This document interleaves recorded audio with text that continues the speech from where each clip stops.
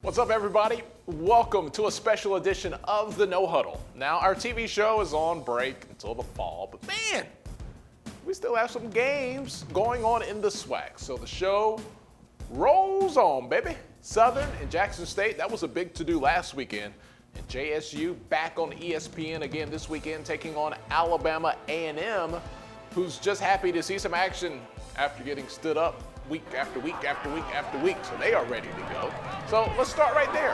Coach Connell Maynor, like Deion Sanders, has a big personality, and he likes to talk that talk if you know Coach Maynor, but don't expect a lot of smoke out of Huntsville this week, because if Coach Maynor doesn't know you like that, well, he's going to take it easy. Me and Coach Ely, we really go at each other and have a lot of fun with the Magic City Classic and talking to each other. We talk just about every week, so I can say some stuff when we play those guys that I can't say when I'm playing other teams. And coaches I don't really know. I really don't go there with them guys until I really get to learn them. But everybody knows that everything I do is for fun and just showmanship. On the Jackson State side, the only talk they are worried about right now is the talk between coaches and players. Now, Southern came up from the boot last weekend and put the boots on Jackson. No smoke, that's just is what it is. We caught up with Coach Sanders on Monday, and he knows that he's got to tighten up the Tigers in practice this week. I started off the meeting today and asking these guys, were you taught properly? Did you understand every call? Did you this? Did you that? And they all agreed. I said, well, that means we got to do better as a whole. So when I had the offense pull up 6 plays, the defense pull up 6 plays, and the special teams pull up a few plays that we just didn't execute, we were not on the same page, we didn't communicate whatsoever. So when you pulling up this stuff and you say, okay, and this was the call, this is what you should have done, this is what we should have done, this is what should have happened, should have transpired, and we're not getting that. Now, that's a bigger issue. That's not just a call, that's personnel, that's understanding what is asked of you, that's not being selfish, understanding you're going to sacrifice for a teammate if you got to be in that A gap to provoke that cutback. It's so many things goes into one play. And rarely do you have 11 guys giving it 100% on the same particular play. It's just up to that offense or defensive coordinator to find that one who's not going to give it his all and expose him. One guy on the darn punt, one guy not doing his job, provoked the punt to be blocked. Turns around, you're going for a touchdown for it. So this is a team sport, but it's comprised of a bunch of individuals doing a job. All right, now back to that game that everyone is winning in. We're talking about the exposure game in the SWAC. 2 straight weeks on ESPN worldwide, and even in a loss, Coach Sanders can see the win. I think it means something to not just to me, to everyone. I read it somewhere. Dennis Meyer told me that was Southern's first time. And shoot, they played their butts off, man. Isn't that a bonus? Isn't that a plus for us? They played their butts off. They line executed profoundly. They made some plays on the back end. The field goal kicker did a phenomenal job. They blocked the punt. Guys, it had to be at least one scout, one personnel person from the NFL watching that game, and a guy may get an opportunity to play in the league just because of that, man. I think it's phenomenal. And we're playing again this week on ESPN. So it's phenomenal what the SWAC is doing.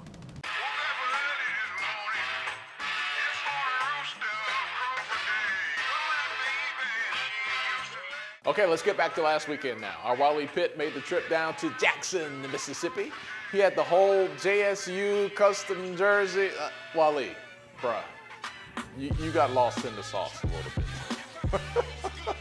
I mean, he went all the way in on the whole Jackson thing, right? All right, we talked to him right after the game on Saturday night, and he broke it down, what went down at the vet. Hey, what's up, everybody? Welcome to a special edition of the No Huddle. Man, it is spring again. It's Easter weekend. We got Jackson State, Southern University. We put our Wally Pitt on a plane, man. We footed the bill so he could touch down in the SIP. Wally, you took it all in, man. What was the overall vibe in Jackson? Man, the vibes were awesome, man. It felt like a real fall football game. Everybody kept saying, every person I talked to was like, man, just wait. So, man, the vibe was awesome. There was a lot of people here. Man, probably the first thing that really got me was I happened to be grabbing a water by the front of the stadium when Jackson State's team came in. And, they came off the bus and, they looked the part. And Phil Collins in the Air was playing. And man, they came off the bus and that Phil Collins beat dropped, do. And it was like I kind of got chills. It was that first thing where I was like, oh, okay, I'm here and we about to do this Jackson State versus Southern thing. It was awesome. I ended up catching up with a bunch of players, families in the stands. Hey, my nephew number 5, this is Daddy. Right now we need to pray hard and work hard. Who were stopping me, somebody make a play, they stop me and say, that's my son, that's my nephew, that's my whatever. Turn this around, baby. Just a matter of time. Just a matter of time we can turn this thing around. M-Town to Jackson State, baby. We in the building, baby. Bob Carter. Hand over to his own Bob Carter. Here we go. It's over. You heard it. Watch us get it. Watch us get it. So, man, it was hype out here. Man, these Jackson fans, they're something special, and I already love them from my one trip here. What's special about this game to y'all? I mean, I can tell you what's special for me. Deion Sanders trying to play like we in the NFL, even though we are SWAC's team, and his referees trying to be NFL too. Bang, but we bang, are bang, SWAC. bang. So I come to holla for Southern University because we is going to whoop Jackson State's. Ask me. Anything else you want to know? We 2-1, they 3-1. It's not all about that. It's just the publicity that he gets, like he's on the crown in his little limousine all that, and we coming in trucks. I'm in a 2003 truck. And all I want to do is just kick Jackson State behind. Anything else you want to know? I'm driving in a Cadillac. Look, I love coming out here. I love coming out here to J State. Whenever we had the J State SU battle, all the time, baby. All I gotta represent. Yeah. See this here? You see this here? This is where it's at. You heard me? This is where it's at. It's always forever, baby. This will always be about J State SU battle. This is gonna be a nice game. It's gonna be a lovely game on a lovely day. I always come out here and enjoy myself. Like to cook, that's what I do for a living. Southern Fuse Catering. We got stuffed shrimp right here. Stuffed fried shrimp. We got some good catfish. Fried catfish, some good Southern staples right here, baby. And we got some good fried chicken right here. Buttermilk fried chicken, baby. Some fries. We're just doing it nice and easy. Nothing hard.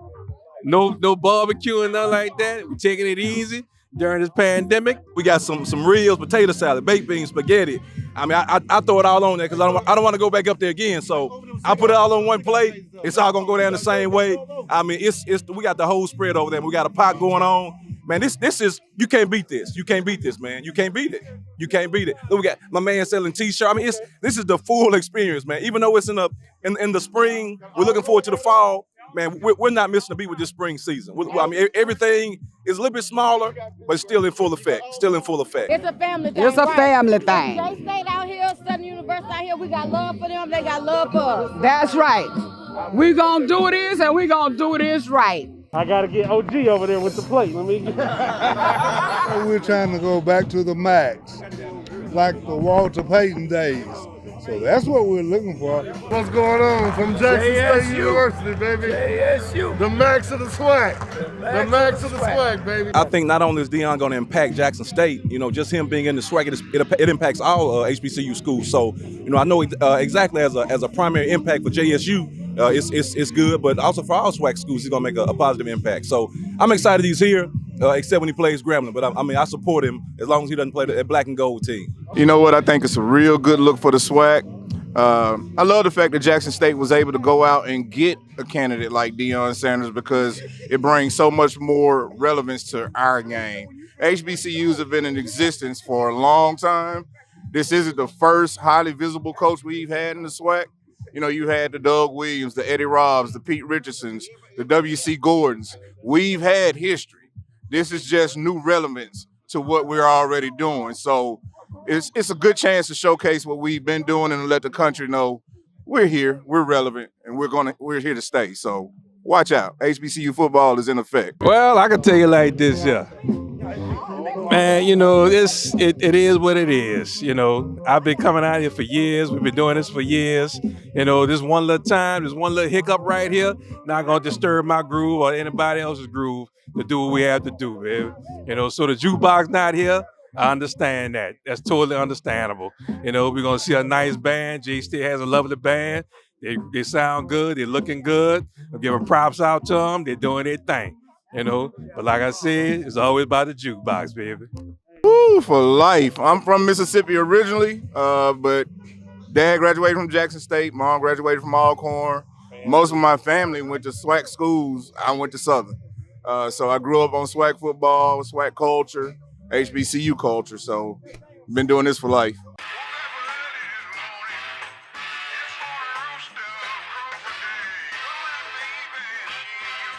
All right, so while we still kind of, COVID restrictions there, some light restrictions, it wasn't a full house. We didn't have both bands, so we couldn't call it the boom box, but the boom was there. What was it like? No competing bands, but, the Sonic Boom had the stage all to themselves.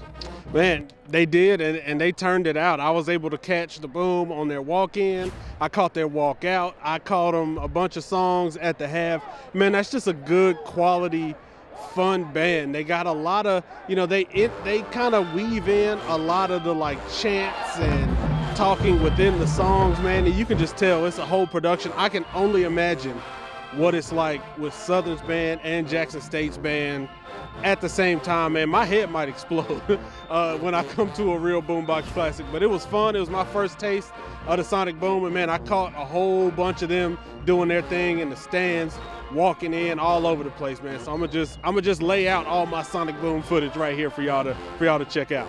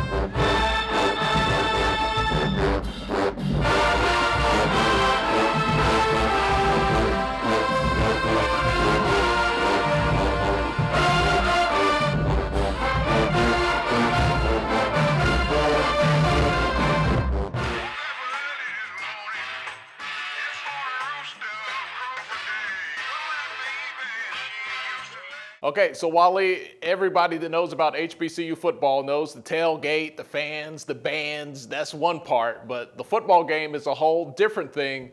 And man, Southern came ready to play from the opening drive, and they did not take their foot off the gas. They really didn't, and their execution, you could tell that they had some time. They were crisp early, and they got that first touchdown. And I was switching sides of the field, and they went for the onside kick and got it. And when I saw that, I was like, oh, okay, like Southern really about that action out here today. And the difference was just the execution. You know, the scoreboard tells it like a beat down, but there were some opportunities that Jackson State had. I know one big catch that would have been, you know, a top 10 catch that was just missed. That would have been a touchdown, a couple third down plays. And really it was kind of the play of Southern's defense on third down. Jordan Lewis, that's a whole grown man. If I see him coming, I'm walking across the street. That dude comes off the edge like a flash. That is an NFL player out there. And that was really the difference with Southern executed on third down on defense. The read option was tough to handle. And, you know, Jackson State just missed a couple opportunities. I know when they watch the film, they're going to want to get them back. But it was a fun game. It was a hype game. And y'all know how I do it, man. I had a great time. And, hey, Southern Jackson State, SWAC spring, man, you can't beat it. Jackson, Mississippi was the move, and I pulled up on the hottest thing smoking to get a first-hand look at the Jackson State Tigers. Led by Coach Prime, Deion Sanders, and all them dogs he'd been talking about since September. And I can't even lie to you, them boys got off the bus looking like a problem. But Southern was out there putting cleats in the turf early, and it was clear that the Jags were here on a business trip. The J-State fans had the vet rocking like it had Dayton's in the trunk, and by kickoff time, the Sonic Boom of the South had the little hairs on my arms standing up.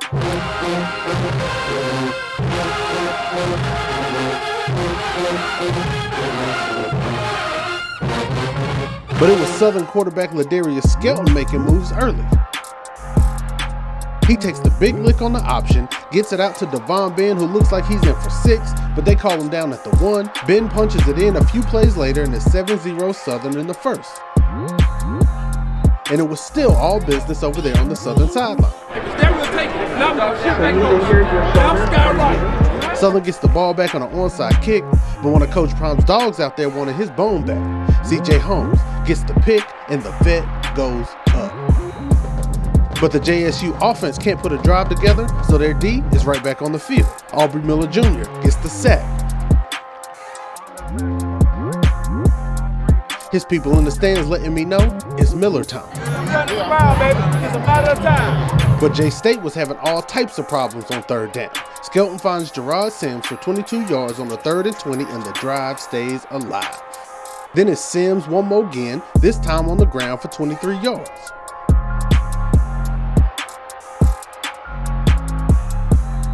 Corey Williams, jet sweep, 11 yards, and Southern ends the first quarter in the red zone.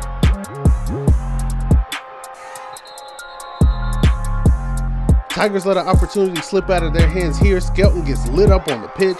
The ball is free, but Corey Williams dives on it, saves the drive, and Southern puts another 3 points up on the board.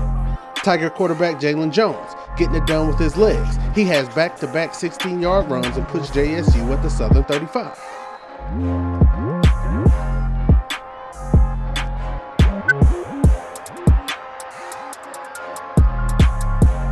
But Jackson State's offense, they just weren't clicking. They go forward on 4th and 2, and Jalen Jones is bottled up. Southern gets the ball back with a 10-0 lead. But here comes Jackson. Khalil Arrington gets the gimme that off the tip drill.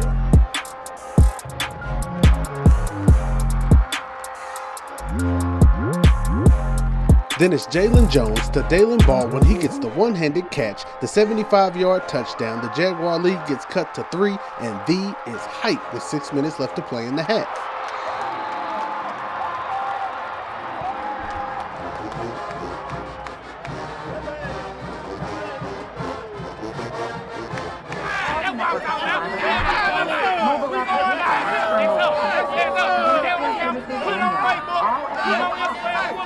Now, Southern's D was on one on Saturday afternoon. Southern had 4 sacks in the game, and Jordan Lewis was coming off the edge like a hot comb on Easter Sunday. John Lampley in for Ladarius Skelton, looking to get some points on the board before the half, and this one went a long way to help in that case. Lampley to Howard, 34 yards into the red zone with under a minute left to play before halftime. Then it's Lampley finding Corey Williams, who sidesteps his way into the end zone, and Southern goes into the half up 17-7.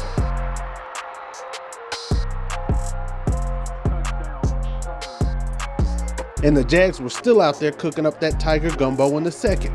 Corey Williams, the sweet fall and grab for 25 yards. That leads to another 3 points, and my J-State folk were getting a little bit agitated in the stands.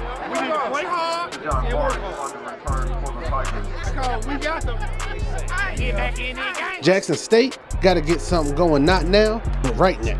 Jalen Jones gets a big 15-yard rush.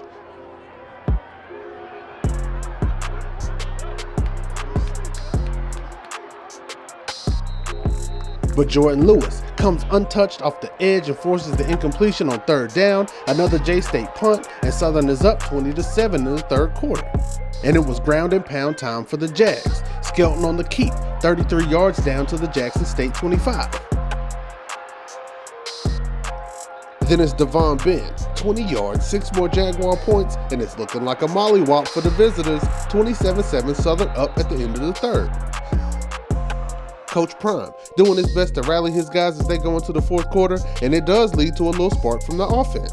Jalen Jones finds Corey Reed Jr. for the 18-yard score. Jackson State gets a little bit closer, but Southern sent the filing out the stadium early.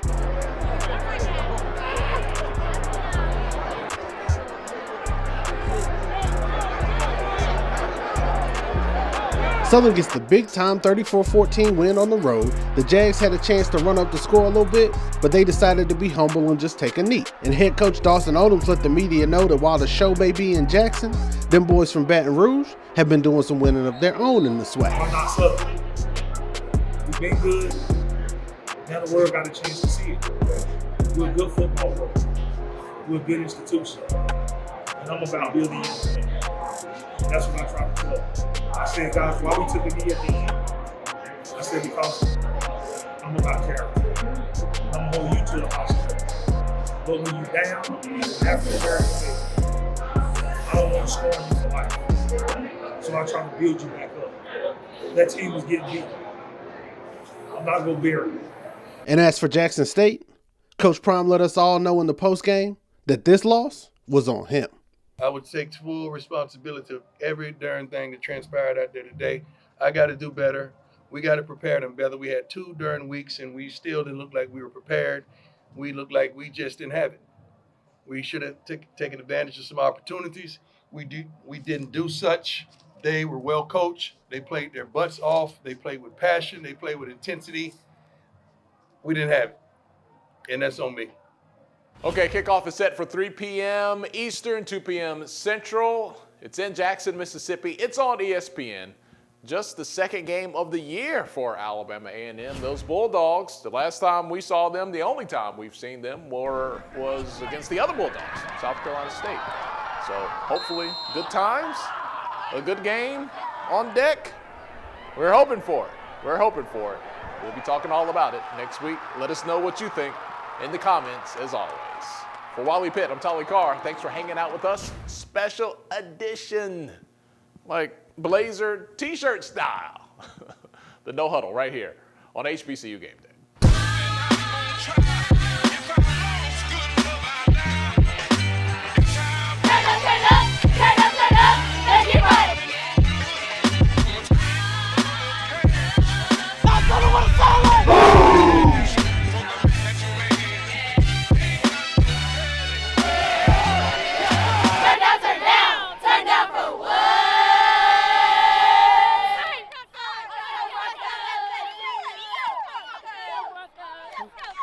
Thank y'all. Hey, what's going on, everyone? FAMU not in the mix of spring football this year, but the Rattlers have been working it out. They concluded spring ball this past Saturday with a scrimmage, and the Rattlers looking to answer a lot of questions, having not played competitive football since 2019. All right, some of those questions. Who's going to replace Ryan Stanley at quarterback? 4 players vying for the starting role this season. We have returners Rashawn McKay, Cameron Sapp, LaJohn Howard, and a Kansas State transfer thrown in there, John Holcomb II. Now, no matter who wins the spot, there might be some big hogs up front to block for those guys.